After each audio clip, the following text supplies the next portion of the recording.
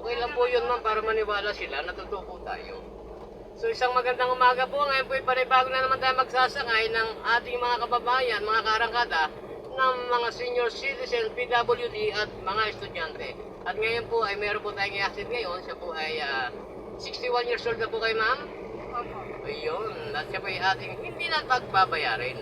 Ito pong serbisyo ni Arangkada sa kanya, sinasabi ko nga po sa inyo, na araw-araw dito ginagampanan, Lunes hanggang Linggo po.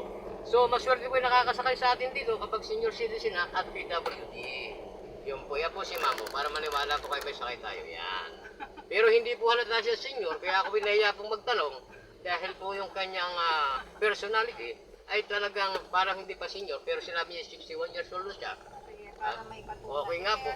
Okay na po yun, ma'am. Ma'am, ano pangalan niyo, ma'am? Malu. Ayan po si Ma'am Malu. Ma'am, anong masasabi niyo dahil may... Ito po yung kanyang idea, senior citizen. Ano po ang masasabi niyo, ma'am, dahil meron ko na pong programa para sa inyo po ito? Eh, siyempre, malaking tulong yun, lalo na talaga sa mga senior citizens sa PWD. Aba, bawat piso na masisave mo ay isang malaking tulong na po yun sa aming mga special groups. Yun, maraming salamat po, ma'am. Maraming salamat din, sir. Ano po bang to? Arangkada sakay na. Okay. Papasok po tayo. Sige po. Ihahatid po natin si ma'am doon sa lobby para hindi na po siya maglakad. Yan, napakaganda po ng kanyang sinabi. Salamat sa Arangkada. Sakay na.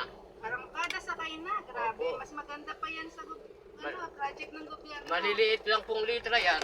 Pag inyo pong sinerch siya, makikita nyo at mapapaload nyo po ngayong umaga at i-upload po natin yan Paano ngayon. po natin malalaman yung Arangkada sakay na? Itatag po lang po niya dyan sa inyong Facebook account. Ah. Maraming salamat po. Hanggang dito na lamang. Maraming salamat po. Bye-bye. Ingat po kayo.